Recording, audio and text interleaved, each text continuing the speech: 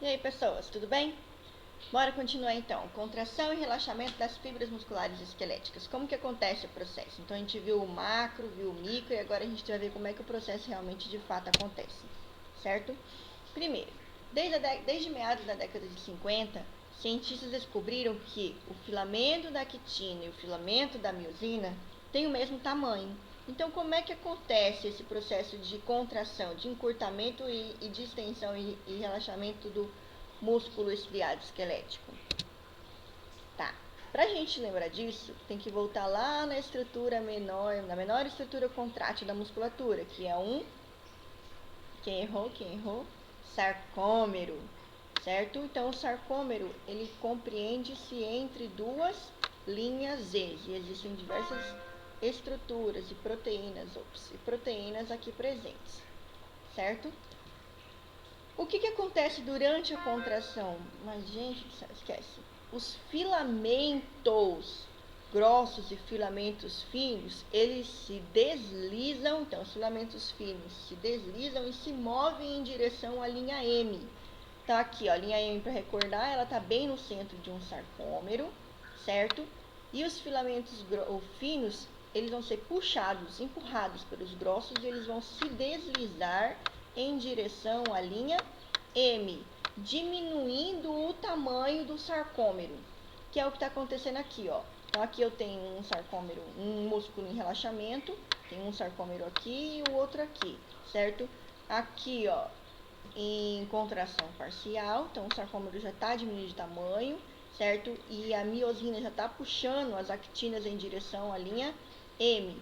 E aqui a contração completa, onde a miosina puxou essa actina em direção à linha M e o sarcômero diminuiu o seu tamanho, certo? Então, basicamente, esse é o processo de forma grossa que acontece durante a contração muscular. E esse processo de deslizamento dos filamentos finos em direção à linha M se chama mecanismo de filamentos deslizantes, certo? E essa contração, ela acontece por 4 passos. Primeiro, hidrólise do ATP. A contração é um mecanismo que ele é dependente de energia. A energia do corpo ela é buscada através do ATP, adenosina trifosfato. Certo? Por que o ATP? Porque para que a cabeça da miosina, lembra lá que ela tem uma cabecinha e um rabinho, a cabeça da miosina se acople ao sítio da actina, certo? E consiga fazer uma tração dessa actina por força mesmo, ela precisa de energia, ela precisa estar energizada, certo? Segunda etapa, fixação da miosina à actina para formar ligações transversas, certo? O que é isso? Então, nada mais é do que a fixação da cabeça da miosina no sítio de ligação da actina com a miosina, certo? E formando essa ligação transversa, somente isso. Terceiro passo, movimento de força. Então, aí é o movimento em que a cabeça da miosina vai puxar, ela vai contrair, vai tracionar a actina através de um movimento de rotação da sua cabeça, certo? E por último, separação da miosina e da actina. Então, depois que ela utiliza essa energia através da hidrólise do ATP em ADP e um fosfato, ela vai liberar esse fosfato, esse ADP, certo? E ela vai se separar do sítio de ligação da actina e da miosina. Basicamente assim, gente, olha. Então, esse é o ciclo que acontece entre actina e miosina. Então, primeiro, a ATP, a miosina, ela é dependente do ATP, ela precisa estar energizada, ela precisa estar preparada para que ela consiga se contrair, certo? Depois a gente coloca o cálcio no meio do contexto aí, porque isso tudo acontece também se o cálcio estiver presente, caso contrário não acontece. Muito bem.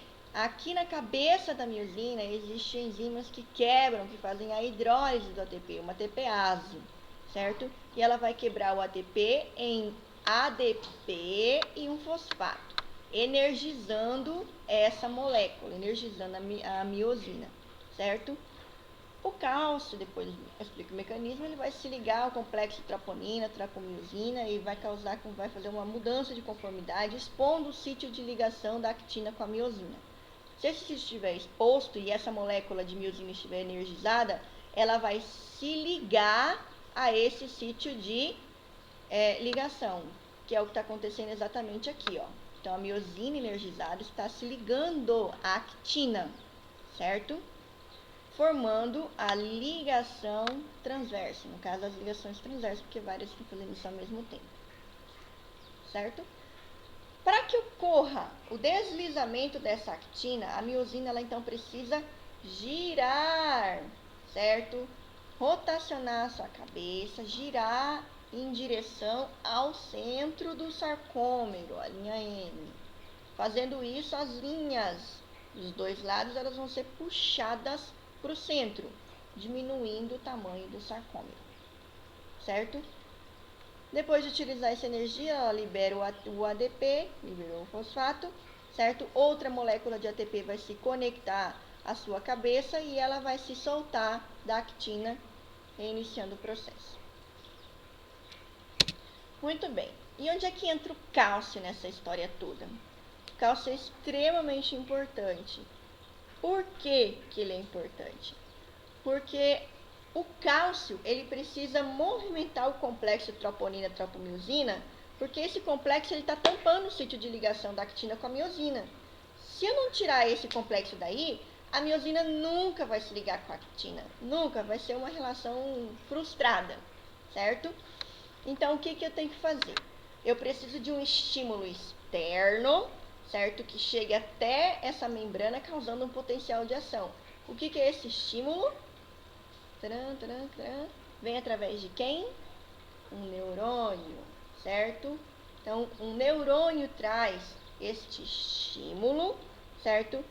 E quando ele quando ele forma o potencial de ação na membrana da célula muscular, esse potencial vai chegar até os túbulos T, lembra dos túbulos T lá? Vai estar conectado ao retículo endoplasmático, ao sarcoplasmático, né? E esse retículo, ele é uma cisterna que armazena cálcio. E os canais que tem nele são dependentes de energias para poder se abrir. Então, quando esse potencial chega até aí, esses canais se abrem. Se eles se abrem, o cálcio vai ser liberado todo para o citosol da célula. Liberando esse cálcio no citoplasma, no sarcoplasma dessa célula, esse cálcio ele vai se acoplar à troponina, certo? Ele vai modificar a conformidade, a estrutura desse complexo troponina-tropomiosina, fazendo com que ela gire e exponha o sítio de ligação da actina com a miosina. Quando ela expõe essa ligação, aí sim a miosina consegue se ligar a ela, certo? Enquanto eu tiver cálcio no citosol, no sarcoplasma dessa célula, eu vou ter contração muscular. Enquanto tiver ATP também. Então, a contração muscular é dependente de duas coisas: cálcio e ATP. Certo? Muito bem. Acabou a contração muscular, não tem mais estímulo, não tem mais sinal elétrico para manter esses canais abertos, ele vai se fechar e através de bomba, certo? Esse cálcio ele vai ser levado de volta para o retículo endoplasmático. Muito bem. Revisando então, essa contração ela é dependente de energia, de uma molécula de energia, que é o ATP, certo? A miosina, ela precisa do ATP para se tornar energizada, preparada para a contração muscular. Ela vai fazer a hidrólise desse ATP, quebrando essa molécula em uma ADP, adenosina difosfato, e um fosfato, certo? Muito bem. E aí, gente, eu preciso de um impulso nervoso, um sinal elétrico vindo de um neurônio motor até a célula muscular, causando potencial de ação na membrana da célula muscular. E esse potencial vai chegar até o túbulo T, até o retículo sarcoplasmático, abrir os canais de cálcio e o cálcio vai ser liberado no sarcoplasma da célula. Muito bem. Liberou o cálcio no sarcoplasma da célula, esse cálcio vai se ligar ao complexo troponina-tropomiosina, mudando a sua conformidade, mudando o seu formato, fazendo com que o sítio de ligação entre a actina e a miosina fique exposto, Expondo esse sítio, a miosina vai se acoplar, vai se ligar até a actina, ela já está energizada, já tem força para isso, e ela vai puxar a actina em direção à linha M, que é o que está acontecendo aqui. Ó. A cabeça está rotacionando, puxando a actina em direção à linha M, fazendo com que o sarcômero se encurte de tamanho como se fosse uma sinfonia, certo? Vários sarcômeros fazendo isso ao mesmo tempo vão formar a contração muscular. Então, basicamente é isso. Este é o processo que ocorre para que haja a contração muscular. Espero que tenha entendido alguma coisa, que tenha facilitado, porque realmente tem muitos detalhes em livro, tem muitos detalhes em apostila, em internet, tudo que vocês procurarem. Certo? Qualquer dúvida, próxima aula a gente discute.